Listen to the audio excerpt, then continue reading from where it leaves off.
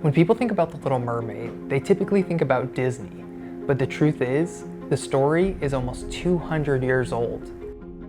And the original tale was much darker. The original story was made at a time where stories like this were not just made to entertain children, but to give them important life lessons in a safe fantasy environment. In their interpretation, Disney tried to remove the shocking and the sad parts of the story, as well as making it more entertaining. But in their quest to make a story that appealed to the masses, they took out all of the messages of that original story. And in fact, now it promotes the opposite, much to the detriment of young audiences.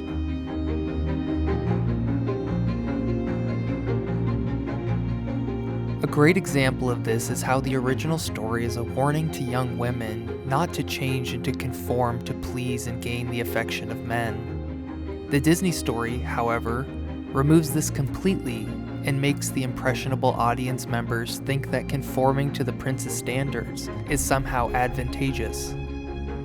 But today I want to focus on a huge aspect of the Little Mermaid story and the Disney version that is often overlooked. This is a warning about doing a deal with the devil.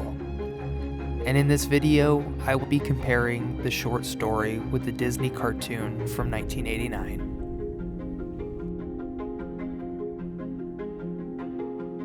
Now when I say doing a deal with the devil, I don't mean that in a religious way at all. I mean it from a literary perspective. The concept of doing a deal with the devil, or its proper name, a Faustian bargain. A Faustian bargain is a pact whereby a person trades something of supreme moral or spiritual importance, such as personal values or the soul, for some worldly or material benefit, such as knowledge, power, or riches. So this doesn't have to be selling your soul, it could be giving up something of value, as we will see in The Little Mermaid. This idea of someone making a Faustian bargain is a reoccurring topic in our media. You have classic tales like Faust, The Devil and Tom Walker, The Picture of Dorian Gray, songs like The Devil Went Down to Georgia, movies like Bedazzled and The Devil's Advocate, plays, comics, poetry. This concept permeates our society, and for a good reason. It is a brilliant metaphor for predators that live in our society that seem as though they will make your dreams come true, but in reality they are taking something much more valuable from you than they could ever give to you, and The Little Mermaid is no different.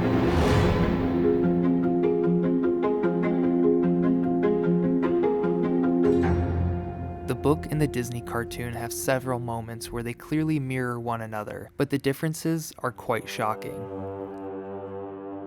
In the book, we never learn the Little Mermaid's name.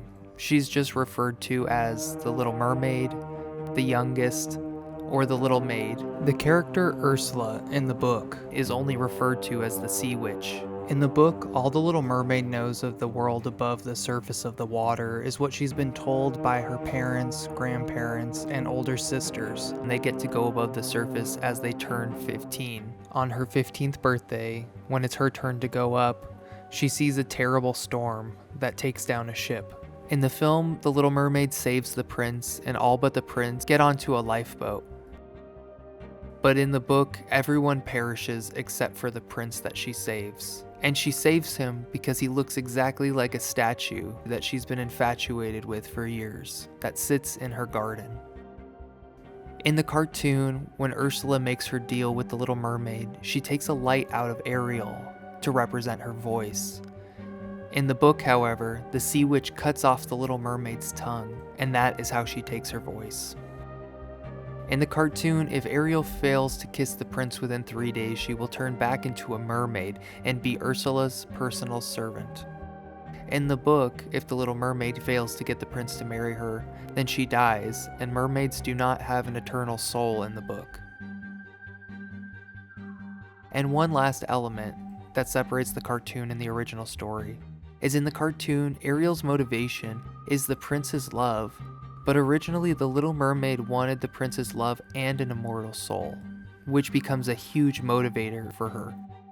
And removing that takes away a lot of the original motivation for the character, and solely puts it on the love she has for the prince, instead of the fact that she's worried about what happens to her after she dies.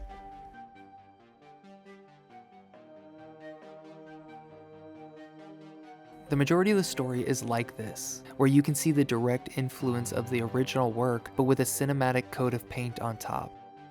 But the major difference between the stories are the consequences and those implications in warning audiences of danger in the world, as the original work intended to do. In the cartoon, Ursula is the main antagonist. She's a primary character that tries to trick, but when that doesn't work, she'll fight and dominate. While the Sea Witch of the book does none of this. Like a spider in a web, she waits. And when someone is desperate and looking for help, she takes something important from them that they do not recognize the value of. In some stories, this would be their soul, but in The Little Mermaid, they take a more grounded approach by showing Ariel giving up her voice and the ability to ever go into the ocean again. And this aligns with the idea of how young women would be, and still are, lured away by men who lure them away from their families and take their voice, and they are forced to conform and change themselves, and ultimately be led to their doom. The Little Mermaid was originally a story telling girls and young women not to chase the prince, and that their infatuation could be used to doom them. But when Disney changed that plot, so at the end the Little Mermaid gets everything she wants, they also destroyed that message. And now we see that little girls want to be Disney princesses, when in the original stories the authors were warning little girls of the dangers of this kind of wish. In the cartoon, Ursula becomes a very active antagonist throughout. She makes the original deal with Ariel by really selling her on the concept. Ursula even pretends to forget or not to realize the details of such a deal, and that Ariel can never see her family again. After Ursula makes the deal, she sees that Ariel and the prince are close to falling for each other, and that the plan is not working in Ursula's favor. So then she actively tries to sabotage Ariel. And when that doesn't work, she tries to physically overpower everyone, leading to a large ending confrontation. But ultimately, she is overcome and love wins. In the book, the Sea Witch is not in it as much by comparison, but she very much is still the main antagonist. The Little Mermaid comes to her and makes a Faustian bargain, and she cuts the Little Mermaid's tongue off to take her voice, while she trades the potion to transform, knowing that every step she ever takes on her legs will feel like knives and daggers are digging into her. And then what does the Sea Witch do to the Little Mermaid? Nothing. Well, nothing directly. And that is because, in a true deal with the devil, the Sea Witch knows that the deck is stacked in her favor. She knows that she has made a trap so insidious and simple that the Little Mermaid will lose no matter what she does. And that's why in the book, the Sea Witch tells the Little Mermaid everything she will lose in great detail. Because the Sea Witch in the book knows the future and people's wants and desires, so she can see what they were focused on, allowing her to pilfer their most precious possessions that they don't even understand the value of yet. And the Sea Witch doesn't just take the Little Mermaid's voice because she has the best voice. It's because she knows that the prince won't marry a mute woman, because the prince first notices the woman he does end up marrying because she sings so beautifully. But not as beautifully as the Little Mermaid would have sang if she still had her voice. Once the Sea Witch has made her deal with the Little Mermaid in the book, she's done with her, and the next time we hear of the Sea Witch is through another character about the deal they made with the Sea Witch, as a consequence of the Little Mermaid's wish. Towards the end of the book, the Little Mermaid is close to dying because she has not gotten the prince to marry her yet.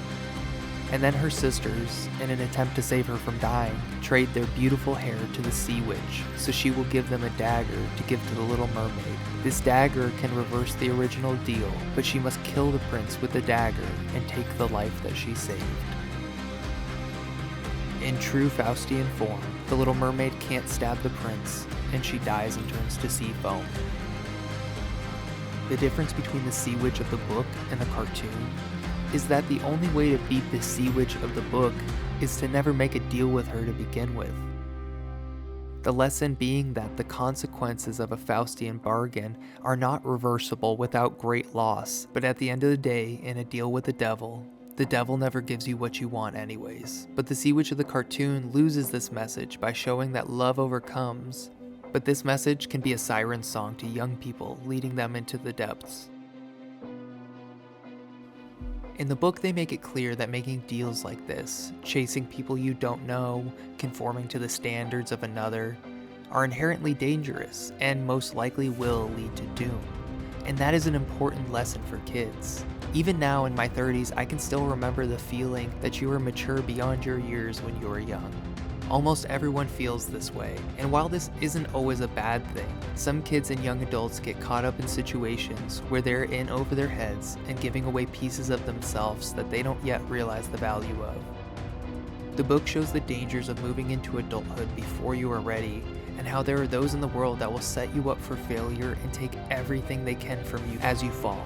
The cartoon, unfortunately, takes these messages, these warnings, and it throws them out. They show that making a Faustian bargain can work out in your favor if you just try hard enough, and the power of love will help you conquer.